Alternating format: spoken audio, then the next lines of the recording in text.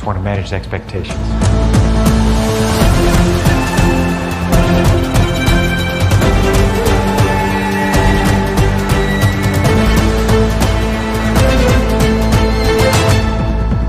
Great storytelling is what separates the great brands and the great salespeople from the wannabe brands and the wannabe salespeople. And that's the thing that separated out Top Gun as one of the few sequels to really get it right. Not only to just get it right, but to resonate with the audience and become Tom Cruise's top movie debut in terms of a weekend box office opening, and to cross the $1 billion mark. And why was that? Because they didn't make the mistake that poor brands and poor salespeople make. They didn't just regurgitate the old story.